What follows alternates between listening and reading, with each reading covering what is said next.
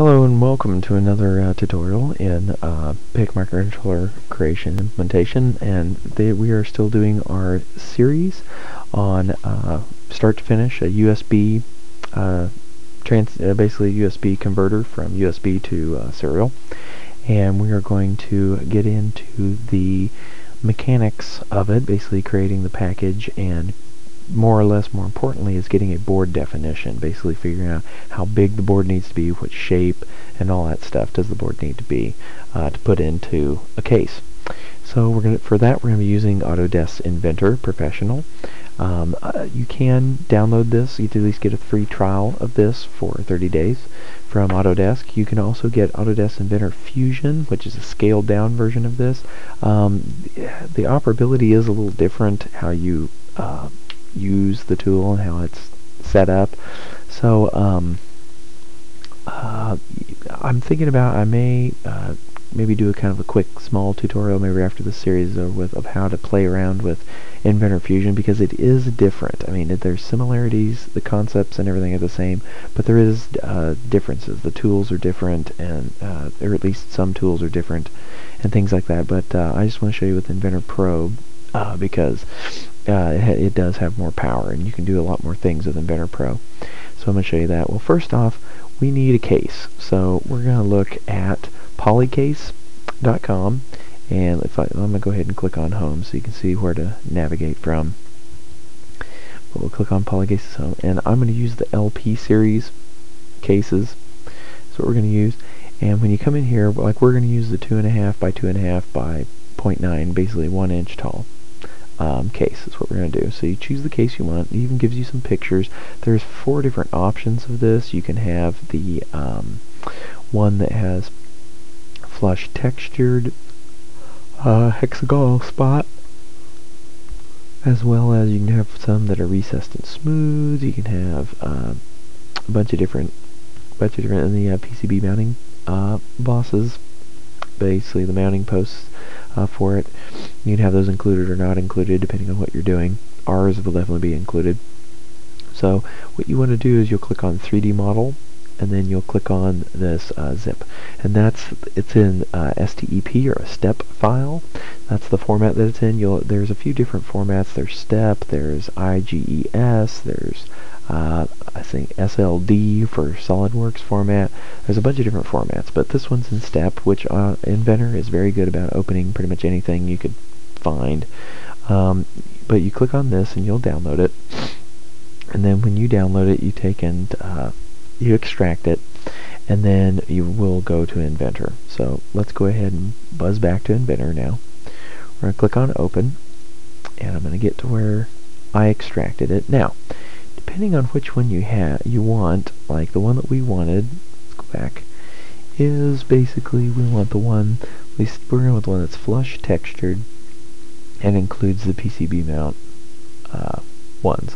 So that's going to be this LP11 FMBT. So keep that in mind, 11 FMBT. We've got the 11 FMBT. There it is. Because when you download that zip, it'll give you everything. So we want that. Now, you want to go down and click on Options.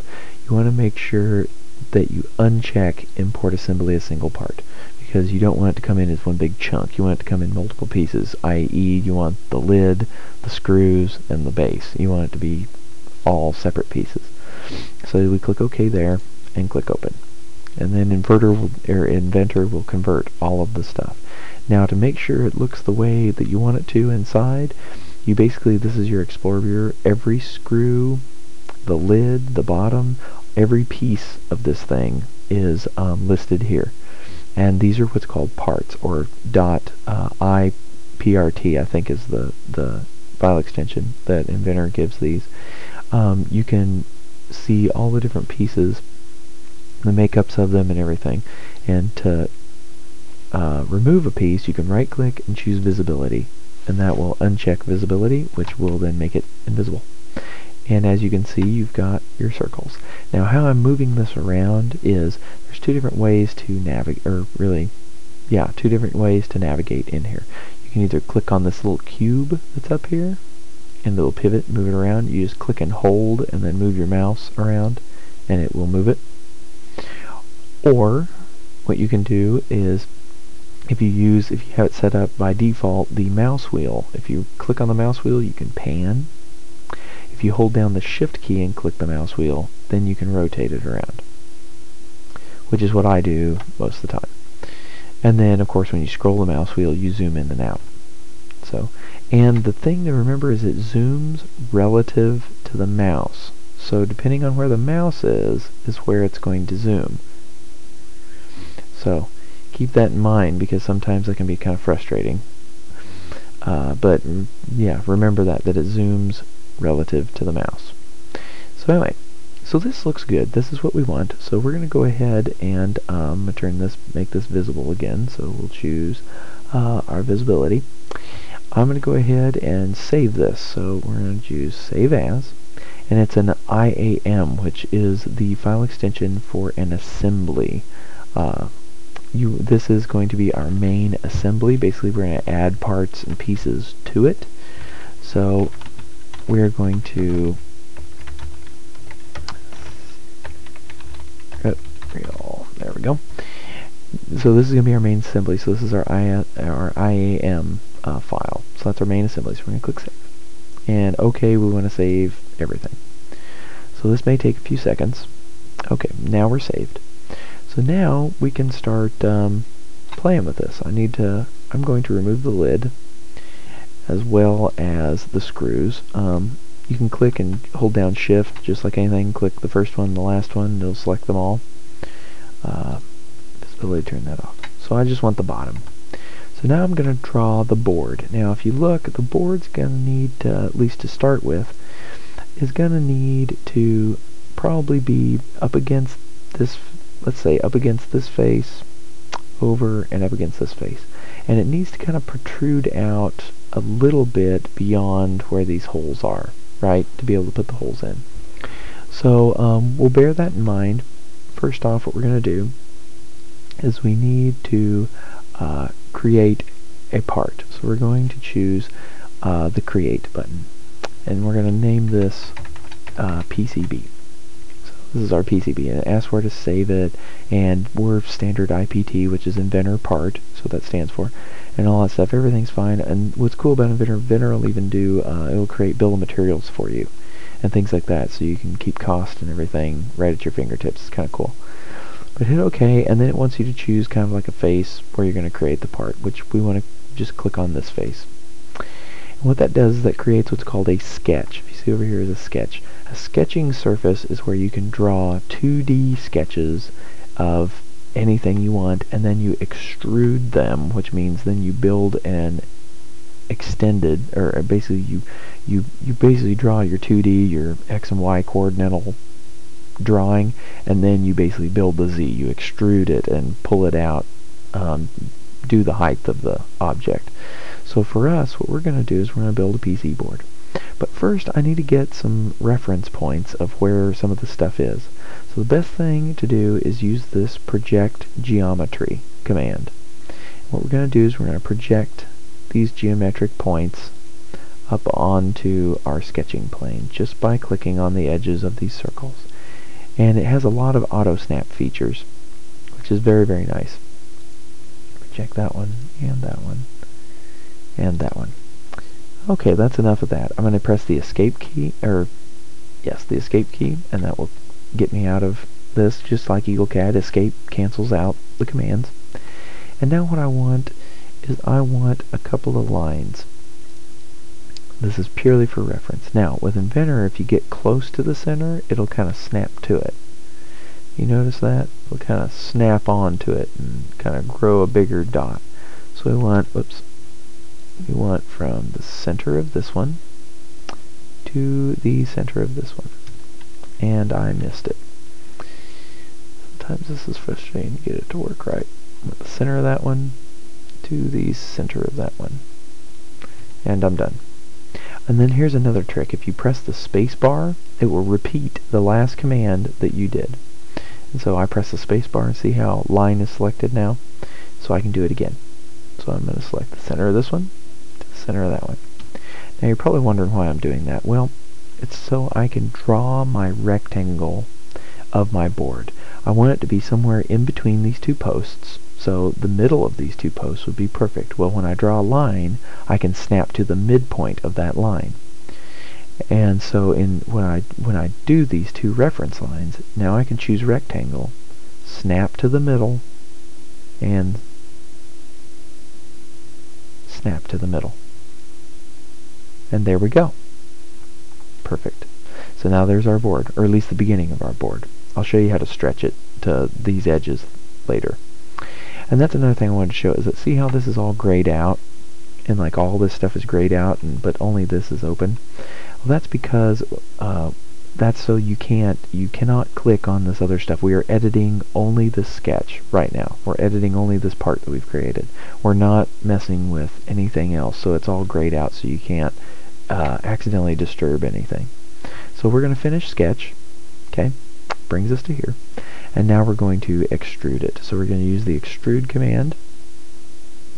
Now, most boards are around 0.062 inches thick.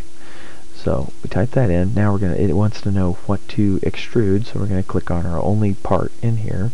Now, this is the reason that we like clicking these holes. When we click on this, it's going to cut these holes out in it as well. So we click on that, and as you can see, it extrudes it up. And so you can actually have it extrude it down. You can have it extrude it either both ways, up and down. You can do a bunch of different things that are pretty neat that it'll do. But for us, we want it to just be extruded up, and we can click OK. And that gives us our extrusion. Now let's go ahead and give this a material color. Why not?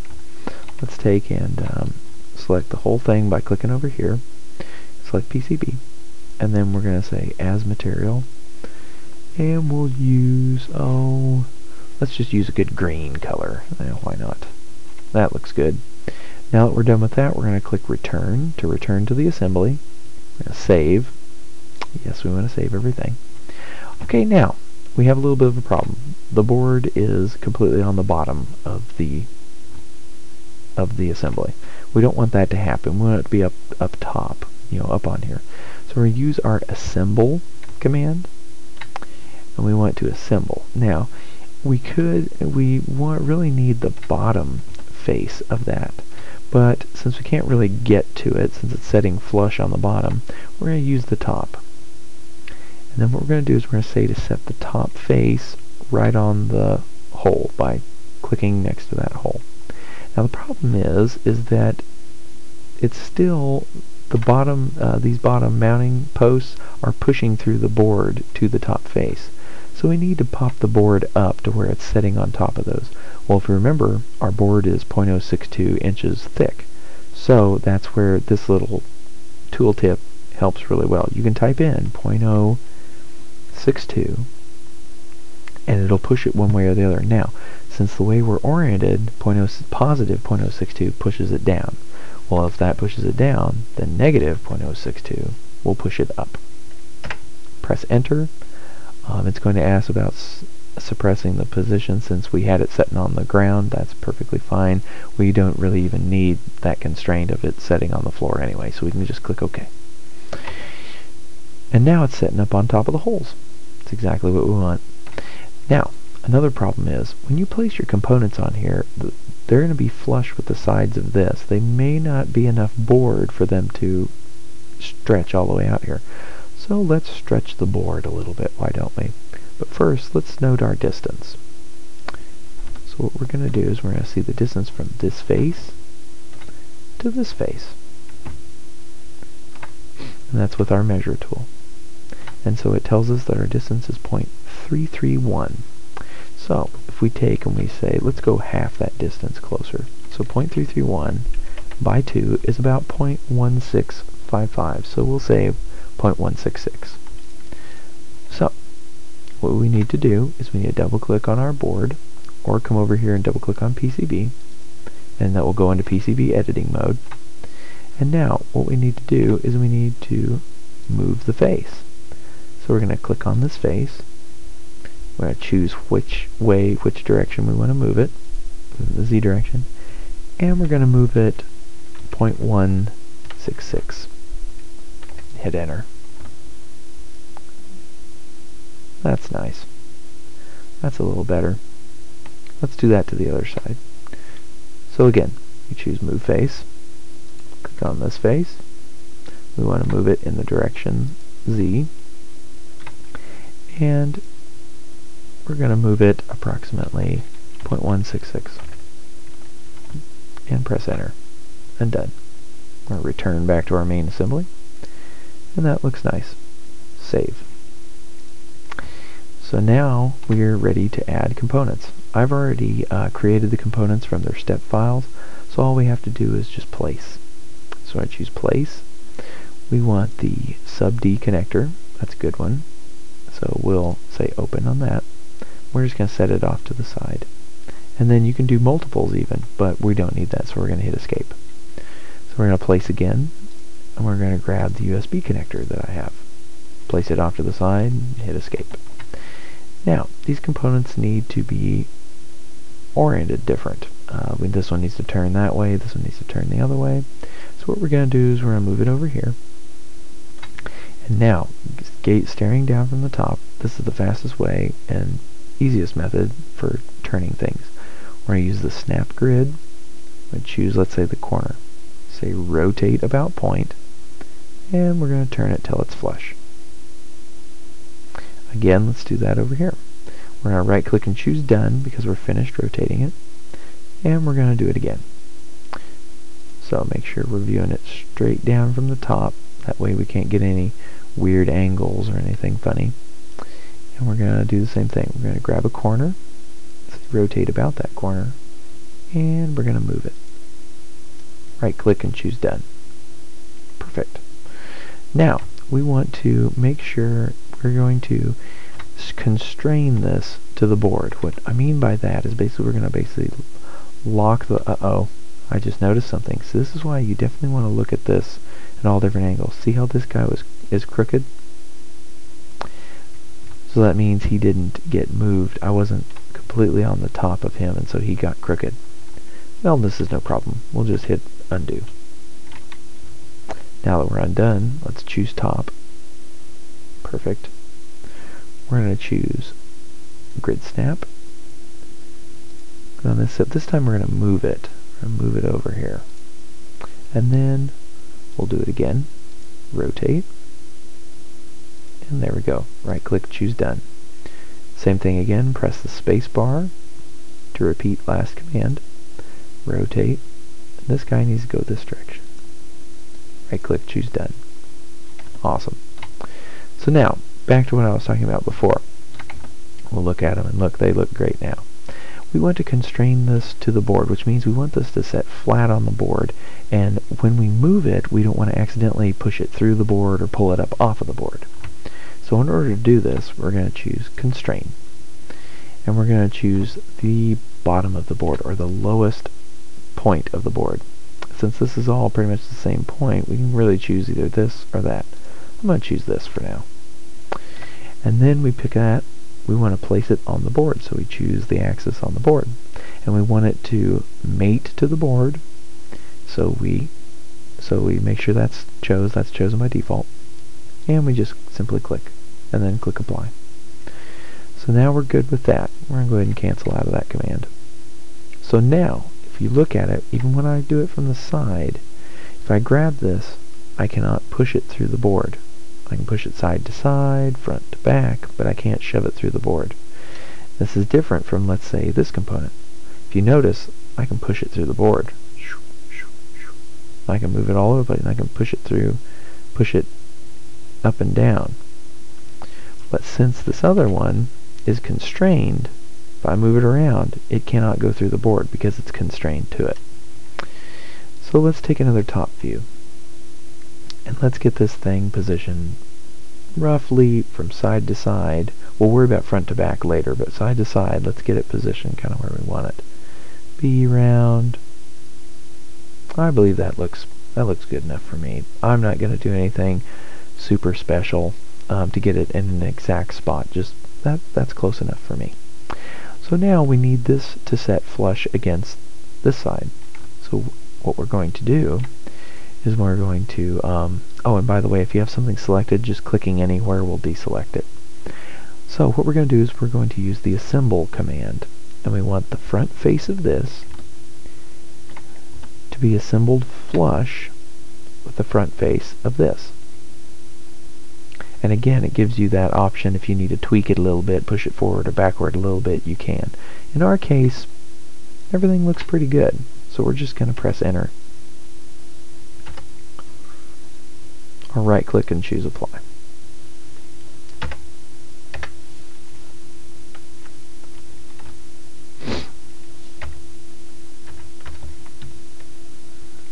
Okay.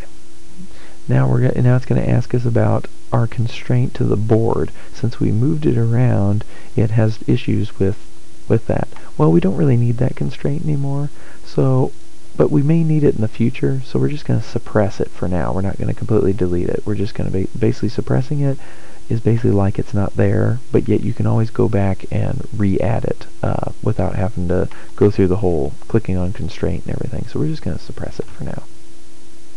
So perfect. We'll worry about cutting the hole in the side later. Let's go ahead and place this guy on the board as well. So first off, we're going to do the same thing. Move underneath. We're going to grab the constraint tool. Now, this guy is a little different because he has little bumps. If you can see this, see these? There's little bumps that stick down. We want to make sure and grab the lowest point, the lowest face point. Okay, we're going to stick him on the board. Click apply and cancel. Perfect. Now we're going to go ahead and rotate this way. Now this guy can't be moved around, so we're going to do the same thing. We're going to get him kind of in spot place. That looks good to me. And then what we're going to do is we're just going to butt him up flush with the back end. So let's grab assemble. We want the face of this to be flush with the face of that. Just like that. Looks good to me. Okay. And then same deal, we'll suppress. So perfect. Okay. And I believe I'm going to stop here for part 1. Part 2 we'll come back with cutting the holes in the plastic case so that way our stuff will set through.